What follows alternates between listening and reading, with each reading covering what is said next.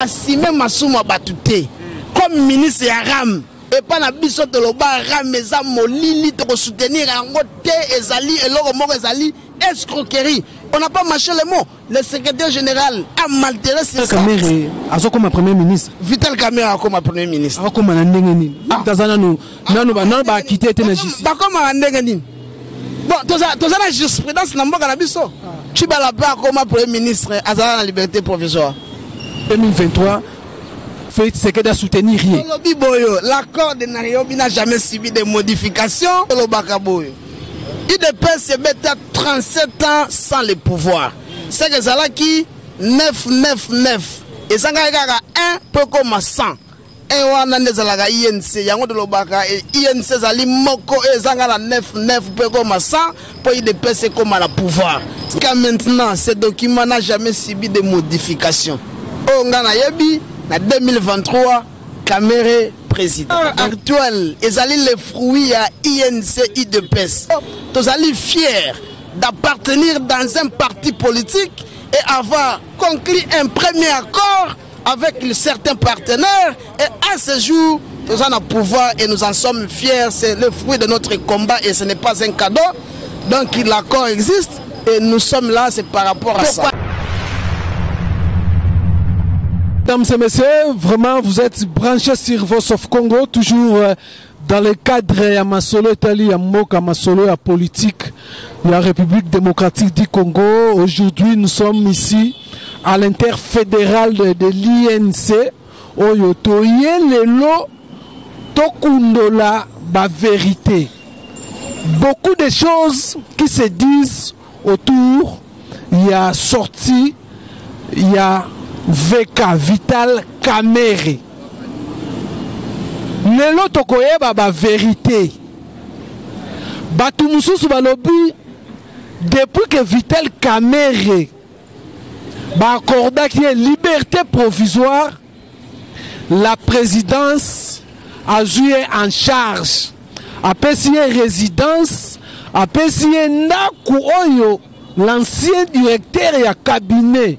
Il y a ex-président de la République Joseph Kabila, Nemi Moulamouy, place à Baneko Vanda, Yango Kamere, la présidence a joué en charge à Pessie Oana, selon Batu Mususu, Balobi que non, comme l'accord ya Nairobi et prévoyait déjà que non, Vital Kamere à cause de la première ministre. Et voilà la raison pour laquelle Tokoyeba Masolo yango, Tokobeta Tokoyeba ba vérité, ya Oeza Kolobama. Est-ce qu'aujourd'hui, Makele le Moussou les abandis Kobima, que non, Kamere tente, a tenté par téléphone, qu'on soit président de la République à Boy Kosoye. Qu'est-ce qui se passe réellement? Na sorti, il y a Vital Kamere, na liberté provisoire accordée. Est-ce que Vital Kamere, selon la source judiciaire, après ça qui caution, Vital Kamere a coquille qu'on le bassou sur ma cambouya politique. Voilà notre raison.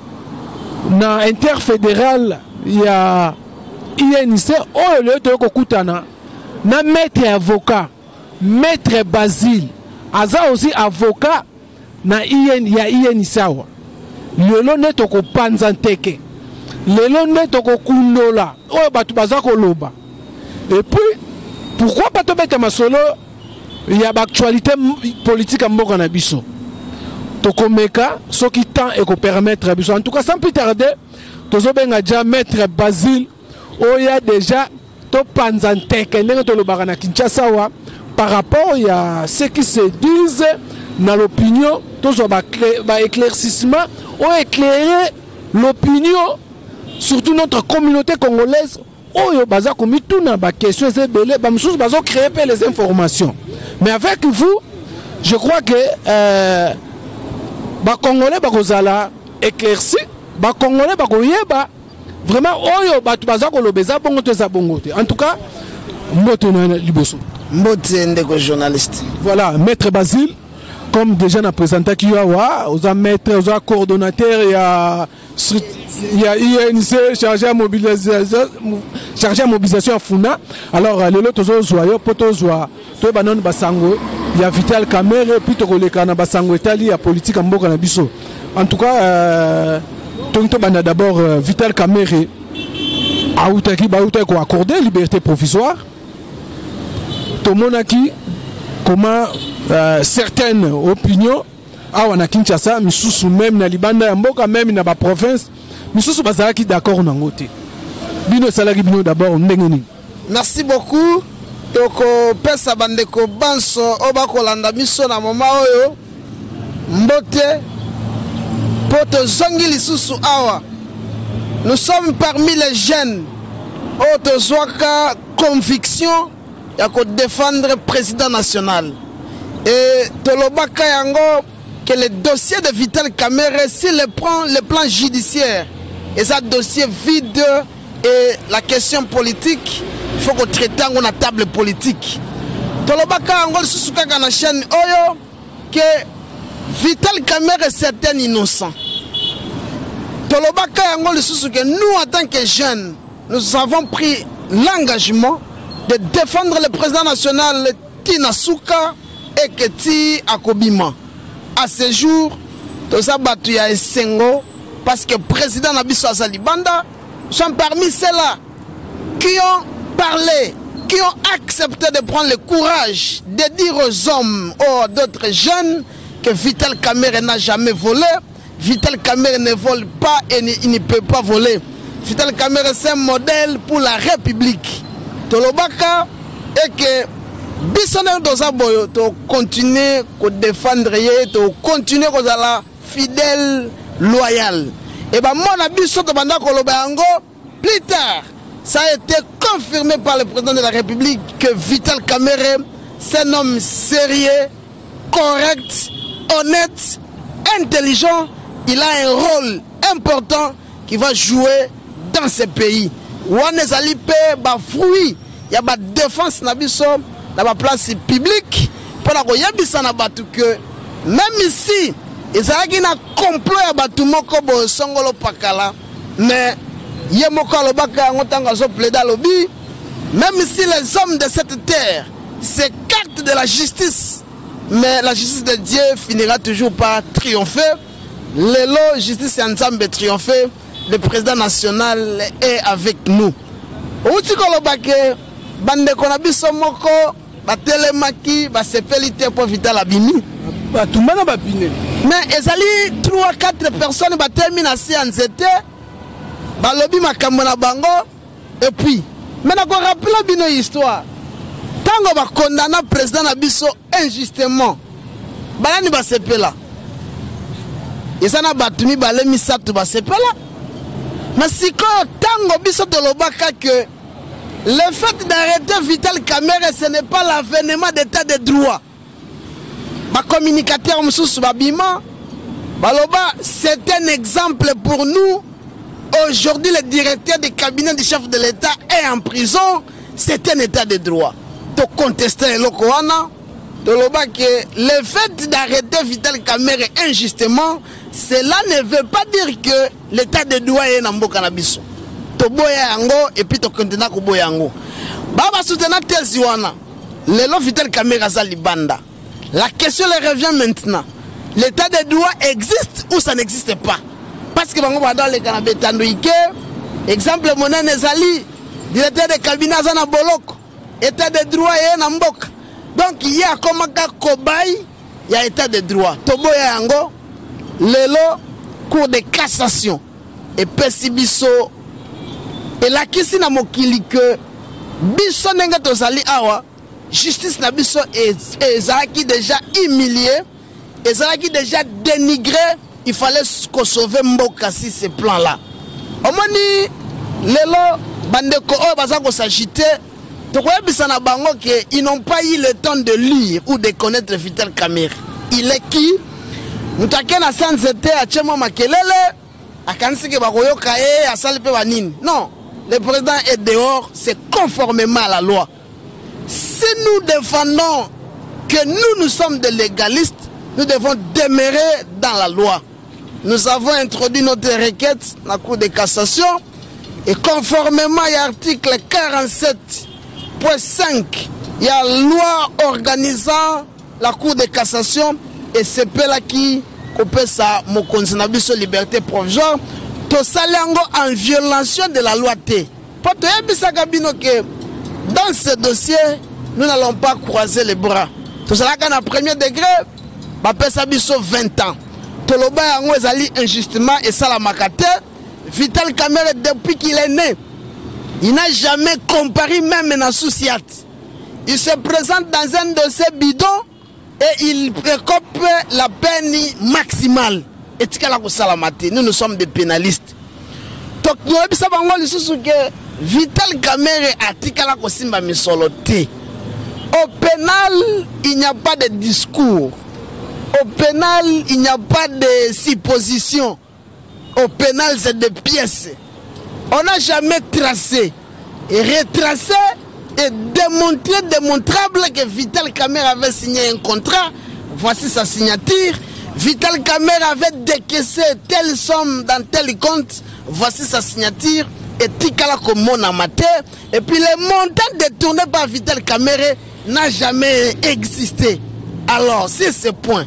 Le juge de cassation, qui son rôle est de casser d'abord la décision qui a été prise par le premier juge, soit le deuxième juge, et cette décision qui n'avait pas respecté le prescrit de la loi, le juge de cassation est là pour casser cette décision.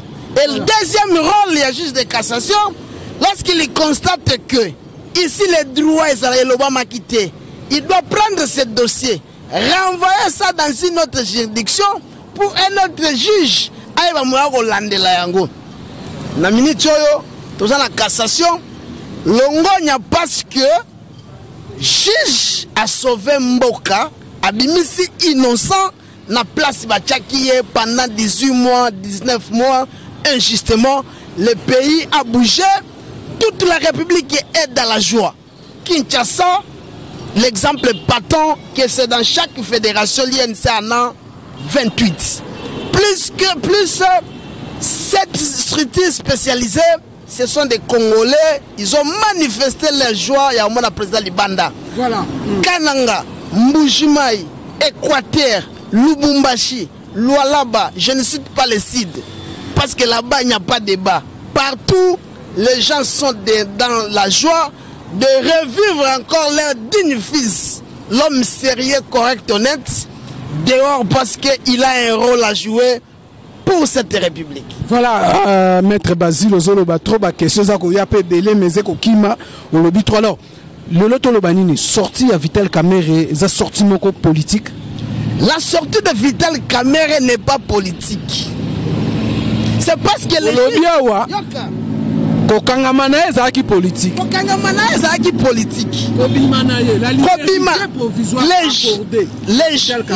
politique.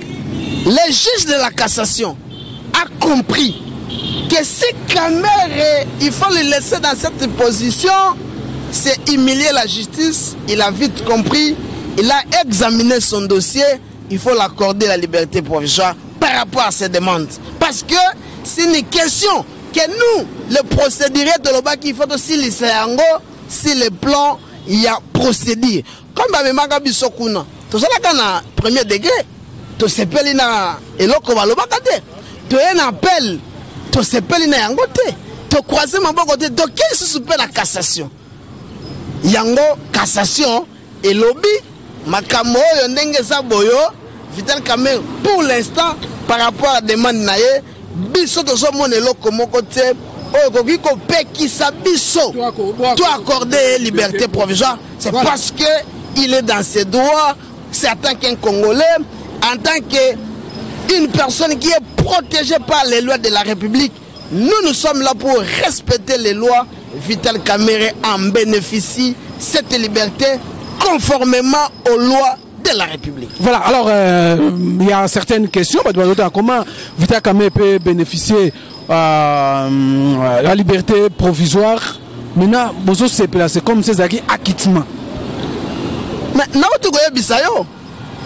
la pratique congolaise, nous renseigne que, à ce jour, toute personne bénéficiaire de la liberté provisoire, il a été toujours dehors.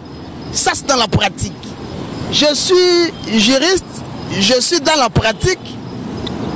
Je ne sais pas, mais c'est que moi je sais des 3, 4, 5 cas que moi je connais qui ont bénéficié de cette liberté. La finalité, c'est de rester dehors. Et si, par rapport à dossier à Mokonzi Nabiso, comme son dossier est vide, les juges, la justice est rendue au nom du président de la République et au nom du peuple et fait exécuter par le président de la République. Les peuples sont d'accord pour la libération du président Nabiso. Liberté provisoire. Et sa liberté conditionnelle aussi. Non, la liberté conditionnelle est différente de la liberté provisoire. Voilà, là on a une arrêt. Alors, le président, oui. Alors, le lobby, sur le plan de la réalité, pratique Yambo Kanabiso, pour accorder liberté provisoire et ça, acquittement l'ingoloba. Si on comprend bien. Par rapport à les exemples, tous ça, on a des politiciens, liberté provisoire et souka pekakabo. Je dis, et puis je me répète, acquittement, c'est le juge qui va prononcer. Et puis, la cassation... Le juge a prononcé, mais non, déjà fêté. Le juge a rendu une décision. Le juge de la Cour de cassation a rendu une décision en disant ceci.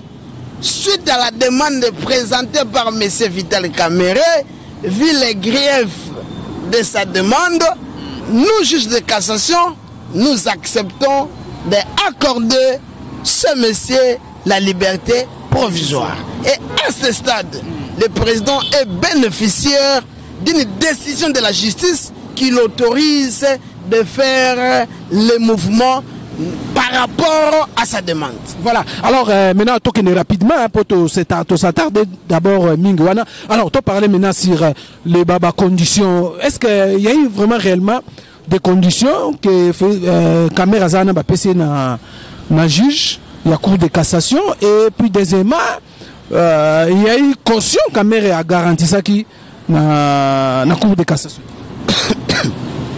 Bon, ça qui caution. Moi, je n'ai pas vu la caution. Ce que nous avons pas preuve à brandir Bissot. Parce que dans le dossier de Vital Kamerhe, c'est parce qu'il faut parler. Quelqu'un qui n'a pas la maîtrise du dossier, a sepeli, a Zomaloba, a Loba, Batba Mone a Lobi, et puis les Kambouessil. Non. Moi, je ne peux pas vous confirmer ici. Je n'ai pas les montants. Je n'ai pas vu la... 500 000 dollars. Et pas la biso de la problème moko. Tosalina, principe la biso sacro-saint, pièce contre pièce. Si vous avez la pièce, vous nous démontrez. Mais moi, je ne sais pas et je n'ai pas vu. Donc, il n'y a eu pas... Vital n'a pas attaqué conscienté pour que les a parmi les conditions de liberté provisoire. Vital Kamerhe a introduit sa demande parce qu'il y avait le motif de cette demande. Non, répondre à mon conseil. Non, répondre yo. Vital Kamerhe a cause qui demande na ye. Na par rapport à demande wana lobby à sa maladie, juge a accordé liberté provisoire par rapport à demande na ye. Makambo ya caution ngala moni yangote et puis na yebi yangote. Ce que vous avez la preuve que Vital Kamerhe a payé 500, ce qui combien de l'eau, pas brandir biso. Il y a un biso dans la bataille, pièce contre pièce. Voilà, alors pour la question Moussoussou Natunaki, quelles sont maintenant les conditions que juge et la cour de cassation ou procureur a payé Vital Kamerhe? Est-ce que Vital Kamerhe a la liberté à Kosala, même sur le plan politique? La déclaration politique, le mouvement, oui, il y a libre mouvement, mais est-ce que côté politique, est-ce que ça a l'activité politique? Pour l'instant, même quand on a un centre Nganda, Vital Kamerhe a une activité politique. Il signait des décisions politiques pour le parti. Il nommait les animateurs du parti en état là-bas. Ce n'est pas interdit. On ne peut pas lui interdire Mais à ce stade, Vital Kamerhe est préoccupé par sa santé. Il doit nécessairement d'abord se préoccuper makasi na santé pour azala rétablir ndenge zali soué na biso, mais des questions politiques et le komogote oyo interdit na utu ebisa que à cause appelle déclaration politique. Même étant dans le centre Nganda, il y a eu des communiqués, il faisait aussi même des tweets pour dire que non tel est l'autre salami place tel et ça malamouté. Vital Kamerhe c'est un pacificateur. Alors c'est un modèle pour la République et c'est un patrimoine pour la République. Nous devons, nous tous, quand les locaux malamu, oya monene, oya zali panaye, to batela, et zali patrimoine. Des hommes comme Vital Kamerhe dans la République démocratique du Congo, Bazami Balete, Kengoa Dondo, là je peux les citer, mais présentement c'est Vital Kamerhe. Nous devons les protéger.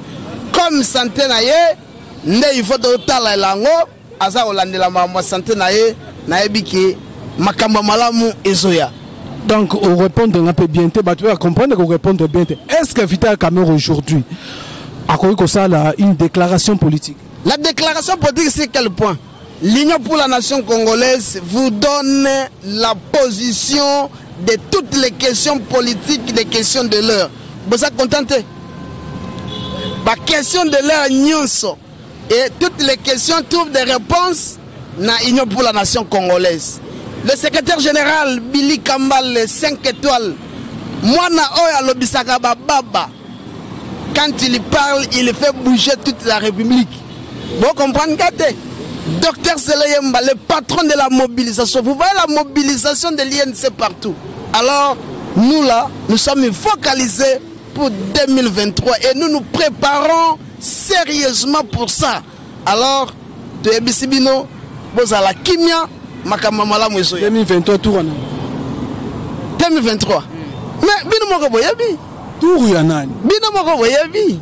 2023, Kamerhe président. Nous, on ne mange pas des mots.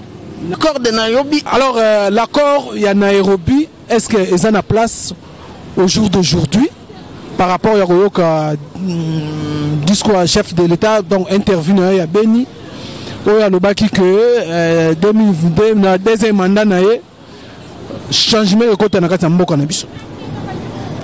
On est sali à propos naé, à sali à propos naé, mais ah on a peine à l'oba, makambo par rapport à document autosana yango.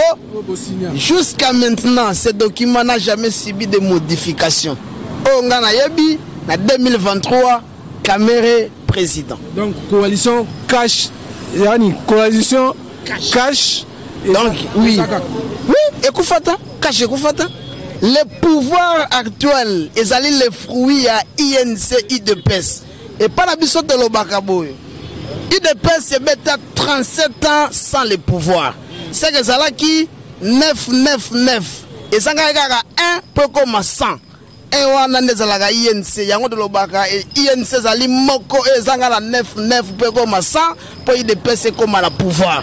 Yango biso, tous allés fiers d'appartenir dans un parti politique et avoir conclu un premier accord avec certains partenaires. Et à ce jour, nous avons le pouvoir et nous en sommes fiers. C'est le fruit de notre combat et ce n'est pas un cadeau. Donc l'accord existe et nous sommes là, c'est par rapport à ça. Voilà, alors déjà Batubalandi, alors token rapidement. Alors on a une question moko et Linga Sikoyo. Est-ce que le lot c'est comme si vous remettez toujours état des droits en cause? Est-ce que comment nous avons état des droits et ça slogan INC? Nana ebisi yo boyo ke tango bakangaka mokonzi na biso. Kasi mabe ya bana Vital Kamerhe ne yangoyo. Soko poser question olingi to répondre yango 1 plus 1 égale 1. Wana na INC et pas ba disciple ya Vital Kamerhe salakate.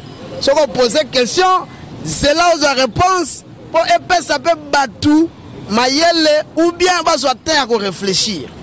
Tolobaka yango ke tango batu babana ko leka na mitando yike balobi. Bakangi directeur de cabinet à chef de l'État, d'état de droit et comme Namboka. biso de l'écran à télévision de boya état de boya yango to loba Vital Kamerhe n'est pas un cobaye po boloba que non ce qui a na boloko nde état de droit et ça est-ce que to en état de droit to dans état de ba tuala nde il faut tout na bango landa ba émission okoyeba okomona pe bango parce na otanga ba kombo na bango ate na sa publicité na bango te lelo il faut tout na bango Vital Kamerhe en état dehors l'état de droit existe au Congo ou pas parce que ezalaka soubassement to donc exemple na bango lelo azali banda état de droit exact question il faut tout nango pa bato na biso banda oboyango depuis bakanga président parce que lobaka question ya président na biso na niveau ya justice façon pe bakangeli na brutalité et ça état de droit et ça là qui intrigue machiavélique pour faire distraire des gens mais nsambe asali que moi na ye kolela pe ba congolais et ça li pe non juge ya cassation à comprendre ango azongisa président na ndaku asala mamunaye mususu. Voilà, alors lelo on vous accuse, vous besoin qu'on accompagner chef de l'État, vision na été, on réagir. Tous besoin qu'on accuse, biso doit accompagner vision chef de l'État tenden. Chaque personne est responsable na ba acte na INC et dans ba ministère. Bon, tel ministre nini ya INC o asa musala malamu te opesanga kombo na ye. Vous avez une vision chef de l'État. Tiens, na lobi boyo. Na vision chef de l'État. Un ministre a la vision chef de l'État. Ministre azali membre ya gouvernement. Donc biso INC to mema masumu ya bato mususu te. Nous en sommes sûrs et certains que chaque personne a assumer sa responsabilité na ye.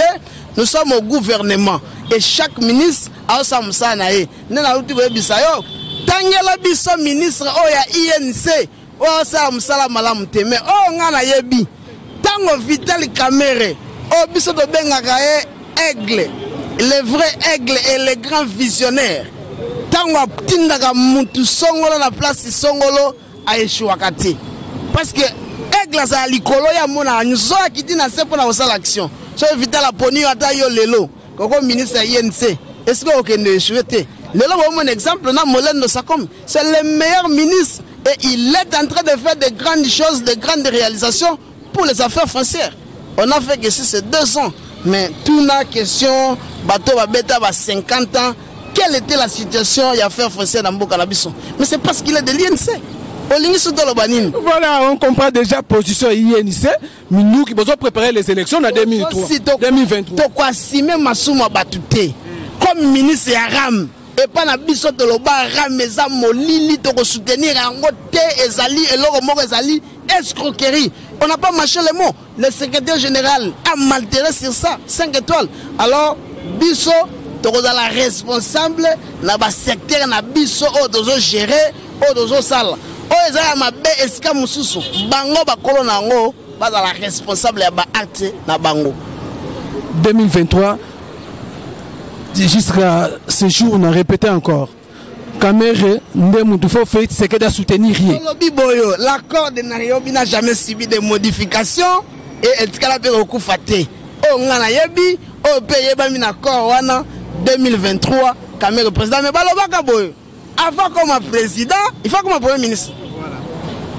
Yango Tosoya. Alors, tu comme ici, place tu quitter, mais avant de quitter.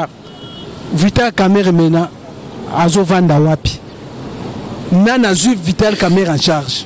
Vital Kamerhe azovanda na Kinshasa.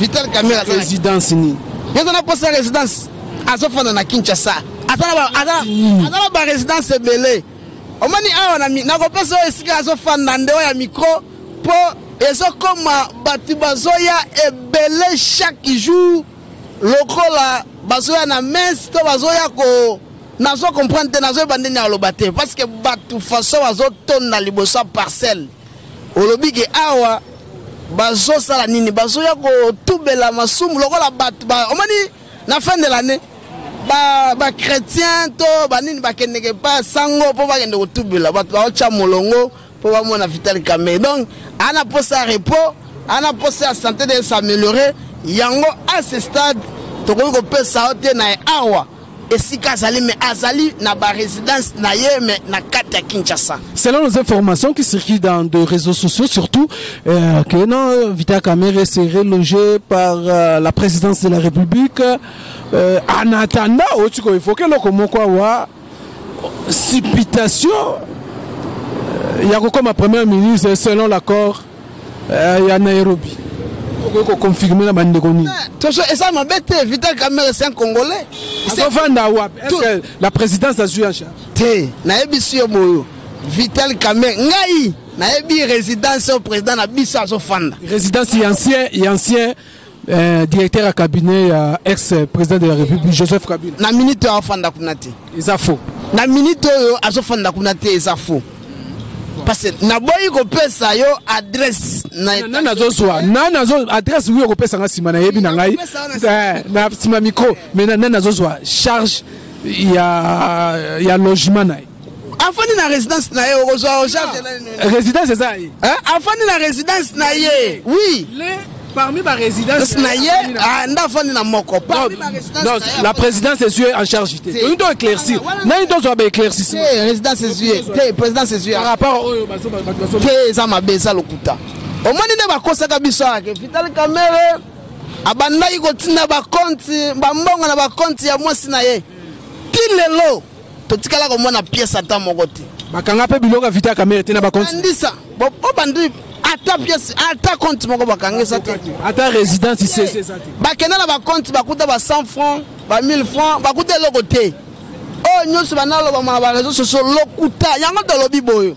bakoko gérer république te na bakadiosha na lokuta peuple makongolais comme des matir à comprendre la réalité à moniper à yoki nous devons nécessairement se focaliser na ezali essentiel pour que nous ayons fertilité et ça malamuti. Alors tolobi que Vital Kamerhe c'est un Congolais, c'est tout le monde à ce jour qui réclame que Vital Kamerhe a comme premier ministre pour améliorer la situation des Congolais. Au moment na kati ya salle na congrès, balobi bakende. C'est le lendemain nango nde na landaki nanga pe na journal ya Okapi balobi Vital Kamerhe de la prison à la primature. C'est le souhait de tous les Congolais. Est-ce que c'est solo? Et ça solo. À ce qu'il de primature. Donc on a été en fort remanier ça. Je vous le dis que non, c'est le souhait à peuple congolais. N'est pas solo na souhait à biso en tant que Congolais. Mon souhait principal c'est que président Vital Kamerhe a simba primature pour régler la situation ya peuple congolais parce que batu bazole là partout batu bazole là muto a décanter est-ce que Vital Kamerhe a comme premier ministre? Vital Kamerhe a comme premier ministre. A comme na ndenge nini? Tazana no ba quitter te na justice. Ba comme na ndenge nini? Bon, toza la jurisprudence na mboka na biso. Tu bala pas comme premier ministre azala na liberté provisoire. Donc rien n'empêche Vital Kamerhe de devenir aussi. Comment que ça va empêcher été? Et puis vous allez nommer Maître Basile, est-ce que c'est un solo? Président Félix Tshisekedi a nommé Vital Kamerhe premier ministre. A nommé. Jongi sa vidéo na ngai na sala na yo. Na bisaka olebisanga que président osala 20 ans na boloko. Bino bo kima INC. Na bisaka yo président osala 20 ans te président obima, président bimi.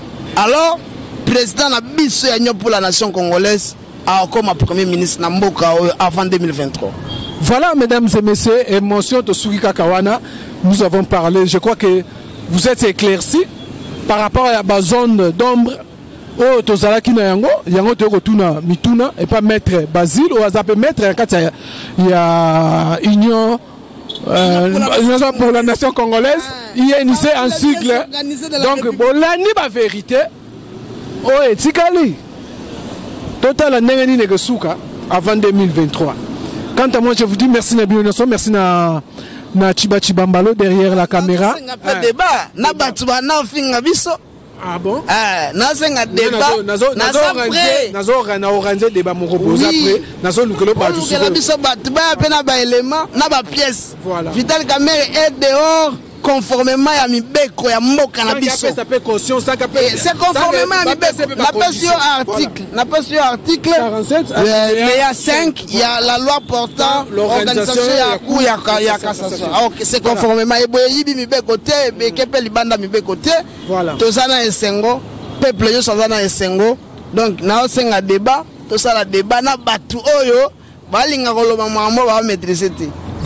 Voilà, mesdames et messieurs, c'est par là que nous mettons fin. Merci, Namino Sobozagi. Tellement belle Rolanda Bissot, prochainement, un numéro Moussoussou. Portez-vous bien. Bye bye.